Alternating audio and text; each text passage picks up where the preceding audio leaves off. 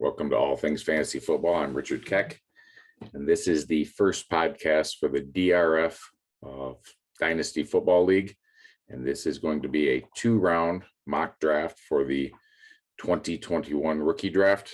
Again, my name is Richard Keck. Been doing fantasy football since 1990. This league has been in existence now for 4 seasons. This is season number 5. So this will be our 4th rookie draft up and coming. A little bit about the league format. It is a dynasty league with salaries. It is a half-point PPR setting. Any rookies taken are on a rookie contract that extends 5 years as long as they are on a roster, as long as they are actively, continuously on a roster.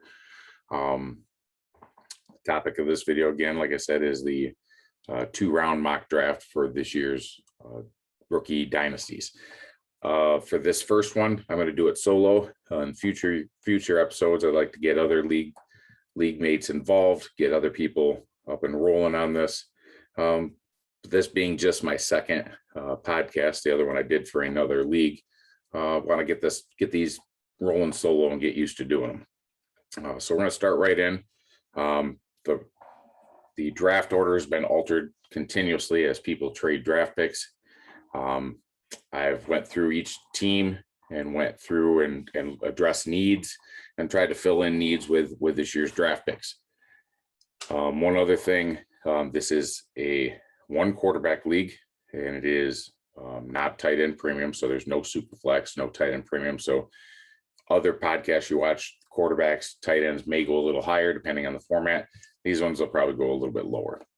Okay, so we'll start right in with the Motor City Machine Guns getting the number 1 pick. To me, Motor City is a contender. He's been in the mix every year since we've started. He's won the championship once. That was 2 years ago. He's got lots of depth at every position. So really, it's just a matter of getting the best player available. And for him, that's Najee Harris at 1-1. Alabama running back, 6'1", 230. To me, there's nobody else. There's been arguments made for Travis Etienne and Jamar Chase possibly as number 1, but you want that immediate impact. He's trying to win now. He's got players ready to win now. So he wants the player the most now impact. And that player's Najee Harris. And doesn't even matter where he goes. If you're trying to make a case for another player, if you go somewhere, you're just overthinking it.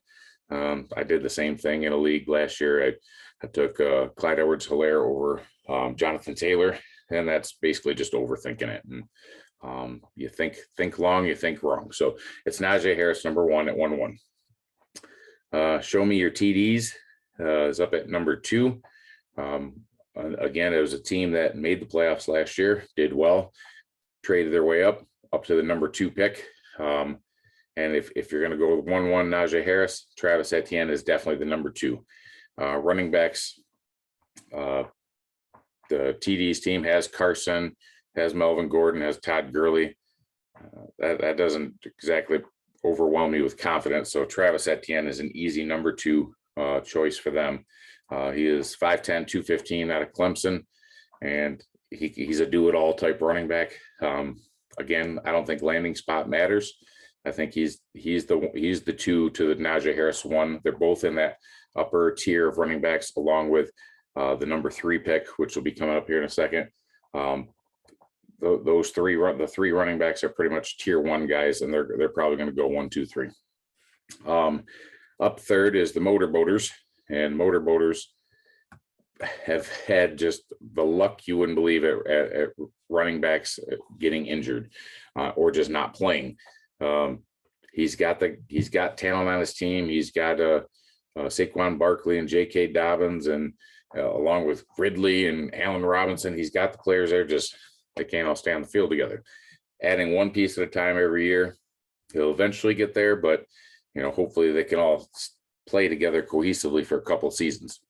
So at 1-3, Javonte Williams, North Carolina running back, 5'10", 212.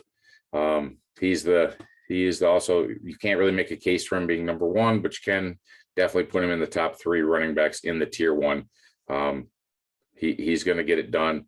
landing spot, again, I don't think matters. I think these are your top three regardless. Maybe you can argue that Jamar Chase goes ahead of Javonte Williams if you're in need of a receiver. But I still say Williams is that number three, and you want that running back that's going to play, especially if you have a team that can contend each year. If you're a complete rebuild, then maybe you grab Jamar Chase here at this spot. But Motorboaters definitely have some players that could play and turn him around right now to win right now. So I would go Javonte Williams at 1-3. Up at 1-4, team that needs a name because right now he's using his initials in the number 1, but CA1 is the name of the team, and they'll take that Jamar Chase. The top 3 running backs off the board. The 4th running back is not really worth stretching for at the 4 spot. So at this point, you definitely take that best receiver off the board, and you might actually be getting the best player in the draft in Jamar Chase. LSU wide receiver, 6 foot, 201. He's a freak athlete. He is definitely the guy that you'd want at this point. Going into number 5, the River Rats. The drop off between number 1 and number 5, even number 6 or 7, is not really that great. So all these top 8, 9 players are all going to be amazing freak athletes and good players. Where I see the lack of depth coming from is from year to year. Last year's draft was amazing. This year's draft, maybe it's just a round worth of close to amazing. So, I mean, as far as where you're going to go wrong in the first round, any pick you can get in the first round, you're probably going to get someone pretty special. And Devonta Smith going to the River Rats, Alabama wide receiver, 6'1", 190 or 170. I'm sorry, it's 170. A little small guy on the small side, but he's definitely a freak athlete, very fast, and fits right in. They've even said that he could be Jamar Chase, the number 1 NFL receiver off the board. That we'll find out on April 29th. But the River Rats get a nice pickup at Devonta Smith. If he can land with a quarterback that can throw the ball, he'll be something special. 1-6, show me your TDs. Again, back on the board. They got their running back at the 2 spot. Now's the time to grab that wide receiver. And to me, there's 3 more that are available right here at this spot. You've got Rashad Bateman, Rondelle Moore, and Jalen Waddle. Any combination or any one of those 3, take them in any order you want. For this sake of argument, I went with Rashad Bateman at 6 foot, 190, wide receiver out of Minnesota, going to the TDs, landing him there, gives him his wide receiver he needs to add to the running back that he's got. Makes a strong showing draft for that first 6 picks. Pick 1-7. Rondelle Moore going to Chicago Fire, Purdue, 5'7", 180. Generally not a type of receiver I want, but this guy was something special. And all of us Big Ten fans that watch football know that he was really, really good. So between Bateman and Moore, they were both amazing in the Big Ten this year. So I've got Rondelle Moore going to Chicago with the 1-7 pick. Leaves Chaos coming in at 1-8. Has a nice player wind up in his lap at Jalen Waddle, 5'10", 175. Small guy, wide receiver out of Alabama, but he's got some wheels. They compare him to Tyreek Hill. Not a fan of that comparison because, as you know, there's only one Tyreek Hill. Everyone else has fallen short. So comparing him is one thing, but expecting him to be Tyreek Hill, that's something different. But he's still going to be a pretty good player in the NFL draft. Chaos gets a nice pick at Jalen Waddle at the 1-8. Pick 1-9. This format, not a fan of picking up tight ends this early in the draft, but the Chicago Fire team coming at 1-9 just landed a wide receiver, has amazing depth at every single position.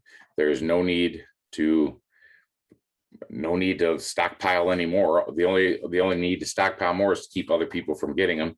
And that's also a possibility, but taking a tight end at this point makes sense for this team, only to give them a backup tight end, I guess. But in general, drafting a tight end this early is not necessarily a good move unless you're stacked at every position. But taking Kyle Pitts out of Florida, 6'6", 245. They call him the next special tight end. They did the same thing to O.J. Howard. They did the same thing to Hockenson. As you see, it takes a minute for tight ends. Irv Smith Jr. is taking a minute. They all just take a minute. Even Goddard has taken a minute. So in drafting a tight end, you can't expect to get any kind of results right away. But Chicago can afford to take him, stash him, and hold him until later. The champ or the chump, however you want to call him, I'll go with chump. The chump's up next, and he's only got one quarterback on roster as of, unless he's changed it since then. Nope, he's added Cam Newton then. I still see him taking a quarterback. He's the kind of guy that likes to have his backup firmly in place. I don't think he's a fan of Cam Newton as of right now. So I see him also trying to screw over Belichick at the 111 pick. So that's the kind of maneuvering he likes to pull off. So I see Edlinger taking Trevor Lawrence, Clemson quarterback, 6'6", 215 at the 110 spot, and kind of just sticking it to Depew a little bit at the 111 spot. So definitely that's something he is a need for him, but he definitely has other needs, and there are other players. There's Terrence Marshall, there's Kenneth Gainwell, that he's got other spots that he can go. But the best player still on the board at this point at the 110 is Trevor Lawrence. At 111, I got definitely quarterback has to go to Depew. I've got him going Zach Wilson, BYU, 6'2", 214. Got snuffed out with Trevor Lawrence ahead of him on the draft. So I can see he's definitely got to have one. When I say definitely he's got to have one, he's definitely got to have one. He's looking at Nick Foles, Tua, and Trubisky on the roster. So 2 backups and a starter for how long, who knows. So definitely has to grab one. And depending on landing spots, you're looking at Zach Wilson, Justin Fields, or Trey Lance. So those 3, whoever's got the best chance to start, I see Belichick taking him. And for my money, if I had the choice, I'd want to take Zach Wilson at the number 11. The chump's back up at number 12. And like I said, could have went Terrence Marshall at 10, but knowing that the guy behind you is also going to take a quarterback, taking Trevor Lawrence makes sense. You still get the same player, Terrence Marshall, at the 12th spot that you would have got at the 10. Gives him a nice big wide receiver, 6'3", 205 LSU, filling in that spot that you were going to take earlier. Edlinger's issue, while he has the best roster in the league, the best starting lineup, he has little to no depth. And so he's got to start building up that depth through the draft picks and start stashing those guys. Getting a guy like Terrence Marshall is a good way to start that. 113, here goes nothing. This compared to my other draft that I just did, this will be the 3rd quarterback that goes off in the first round of the draft. Silliman has Fitzpatrick, Minshew, and Matt Ryan. Ryan's aging, Fitzpatrick's aging, Minshew may not start. Definitely a spot to cut ties with one of those guys and then grab your guy to put in your stable and have him start grooming behind him. So I got Justin Fields, OSU quarterback, 6'3", 227, going to here goes nothing, the Sillimans. He's got definite other issues too, but if you don't have a quarterback, you don't really have much of a team. So you got to build from the top down. So I have 113 going to Justin Fields to here goes nothing. 114, hung like Hernandez at one point, had like 3 picks in this draft, loaded him up for another season. So he's got just the 1 pick in the first round here. And I've got him taking the running back, the 4th best running back in our draft. He's made some trades to get Ezekiel Elliott and Fournette, Singletary, which were some nice pieces that he didn't have going into the season. He only had Rex Burkhead on his roster going into the offseason. But I still haven't taken Kenneth Gainwell, Memphis running back, 5'11", 201. And he's more kind of like, could be an Austin Eckler type role. And if he can find the team that can give him that, a team that has a good quarterback, then Kenneth Gainwell could be a nice steal at the 111 pick or the 114 pick. We're going to recap the first round. We got Motor City taking Najee Harris. Show Me Your TDs taking Travis Etienne. Motorboaters taking Javonte Williams out of North Carolina. CA1 taking Jamar Chase, potential steal at that point. River Rats taking Devonta Smith. Show Me Your TDs, Rashad Bateman, Minnesota. And Chicago taking Rondelle Moore after that at 1-7, Purdue wide receiver. Chaos comes in at 1-8 with Jalen Waddle. 5'10", 175, wide receiver, Alabama, speedster. Chicago grabs Kyle Pitts, tight end out of Florida. Chump takes Trevor Lawrence, followed by Belichick at Zach Wilson, back-to-back quarterbacks. Chump jumps back in there with Terrence Marshall, LSU wide receiver, followed by 113, Justin Fields, the third quarterback taken in the first round of our draft, which normally wouldn't happen very often, but due to teams in need of quarterbacks, it pushed the quarterbacks up a little bit. And rounding out the first round, Hung Like Hernandez, Kenneth Gainwell, Memphis running back. And there we go for round 2 of the DRF mock rookie draft for the second round. We're going to start off with Chicago. Takes Tylen Wallace, Oklahoma State wide receiver. He's 5'11", 194. Nice big target wide receiver. Not as big as you like. You'd like to see him in around the 6'2", 6'3" range, but nice target nonetheless. Fast guy. So another guy that can definitely move into that second tier of wide receivers. Got about 5 or 6 guys in that second tier of wide receivers that are all very good wide receivers that'll mainly depend on where they land. If you get to a quarterback that likes to throw the ball, these guys will move up the board a little quicker. A couple further down the list that I really like that I've got even lower yet could be my replacement at the 2-1 pick, depending on landing spots. Same thing goes for running backs. You had the big 3 coming off 1, 2, 3 in the first round. You had Kenneth Gainwell closing out the first round. After that, there's about 4 to 5 running backs that I think are definite landing spot dependent. They need to know that they're going to get to the opportunities in a timeshare, get the carries and stuff that they need in order to make their fantasy worth relevant at this particular point. So depending on landing spots, these next 3, I've got them all going running backs 1, 2, 3 from 2-2 to 2-4. And it'll all depend on where they land and where you want to take them. So I've got the River Rats taking Chuba Hubbard, Oklahoma State, 6 foot, 210 at the 2-2. I really want Chuba Hubbard to do well because I have him in a couple Devy leagues. So I drafted him like 2 years ago. 2 years ago, he had a phenomenal year. Last year, he didn't have such a great year. So it all is going to depend on whether we get the Chuba Hubbard of 2 years ago or we get the Chuba Hubbard of last year. 2-3, I got Show Me Your TDs, getting Michael Carter, the running mate to Javon Williams. Definitely he is a running back who knows how to operate in the timeshare because he obviously did. So give him that opportunity. He's 5'8", 201, a little on the short side, but there's nothing wrong with a short running back. We all know that. So I got Michael Carter going 2-3. Belichick definitely needs a running back as well. I have him taking Jamar Jefferson, Oregon State running back, 5'10", 211. Nice build for a running back. Again, these landing spots for these guys is crucial. Where are they going to go? Are they going to get the opportunity? Are they going to be buried on a depth chart? That kind of thing.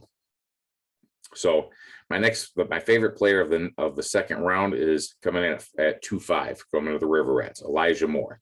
He's a guy I've had going up my draft board for the last couple months, and now the other podcasts are doing the same thing. So it tells me that, maybe I hit on that guy or maybe I missed completely like everybody else. So we'll find out when the NFL draft hits. If he goes in the first round, then he's definitely not even going to be around here at the 2-5 spot. But Elijah Moore, Mississippi, wide receiver, 5'9", 181, definitely moving up the draft board. So keep an eye on him. 2-6, we got Chicago back on the board. We got Seth Williams, Auburn, wide receiver. And this is the kind of receivers that I draft, and that's why I've got him going to my roster. I like the big body, big target wide receivers. He's 6'3", 211, definitely an end zone target. So that's the kind of receivers I like to draft. Don't be surprised if I end up with him or another big body target like that in my roster at some point, because those are the receivers I go after. Got River Rats coming up again. And here's my other receiver that I like that's coming up the draft board. So both of them have been mentioned in recent podcasts to have some potential first day draft capital in the NFL. These guys get that first day draft capital. No way we're getting them here in the second round of a rookie draft, but I got Amon-Ra St. Brown, USC wide receiver at 5'11", 197. Definitely he's moving up NFL draft board. So the further he goes up the NFL draft boards, the less likely he'll be around in the second round of our rookie drafts. 2-8, we got Show Me TDs back on the board here. And I've got him taking Trey Sermon out of Ohio State. And he's an odd player. He's a transfer Played his first 3 years, I believe, at Oklahoma, and then played at Ohio State last year and wasn't very good last year. He didn't have a overwhelming season. And then the playoffs got here. And then the playoffs, he looked like the best running back of the year. He just played lights out and was amazing. So it all depends on what Trey Sermon we're going to get and whether teams think that they can get that out of him. If he gets drafted on a day two or high day 3 draft pick in the NFL, he's definitely going to be someone you want to take a stab on. And at the 2-8 spot, this is a good spot to take him at.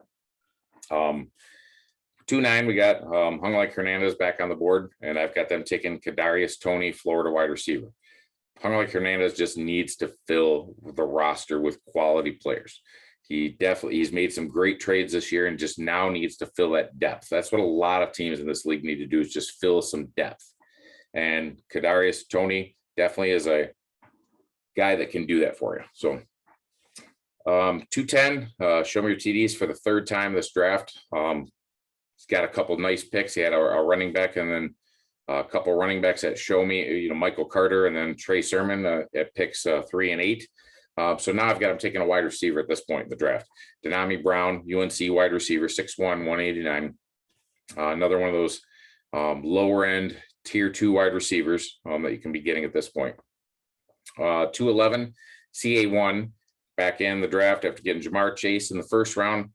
Now has a chance to fill a spot here. And I think he takes the last of the big 4 quarterbacks off the board. Gets Trey Lance here, North Dakota State.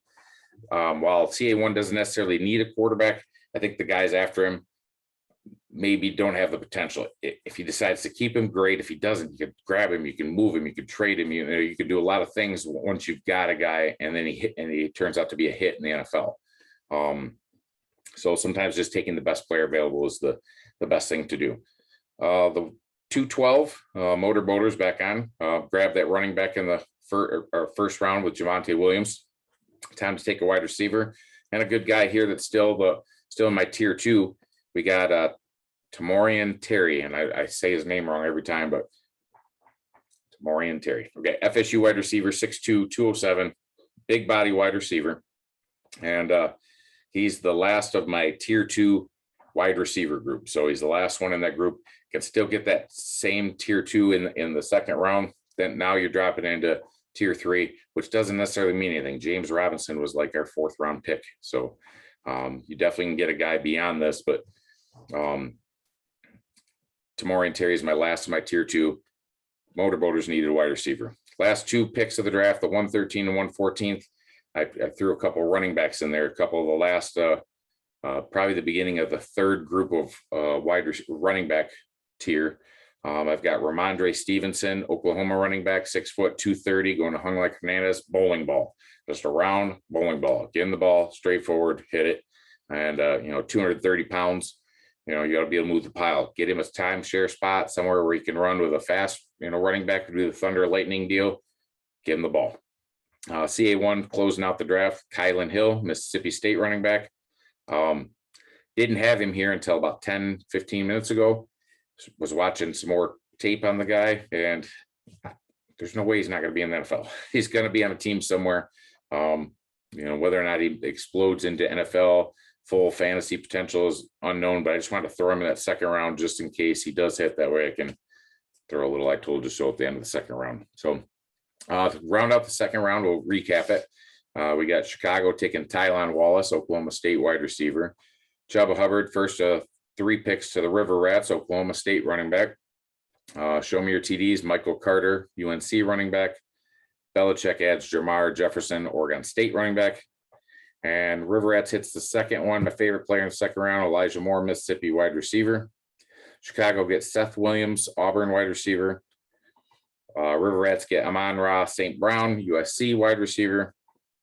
Trey Sermon goes to show me your TDs. Hung Like Hernandez gets Kadarius Toney out of Florida. Show me your TDs back with Dynasty Brown, UNC wide receiver. Last of the big 4 quarterbacks, Trey Lance to CA1. Tamorrion Terry to Motor Boaters, FSU wide receiver. Hung Like Hernandez gets Rondelle Stevenson, Oklahoma running back, and CA1 closes out the 2nd round with Kailan Hill, Mississippi State running back. that is all I have for the 2-round mock draft. I do want to say that this is one of the first videos that I've done. I definitely want to do a lot more. I want to do things on like weekly rankings. I want to talk about our taxi squad.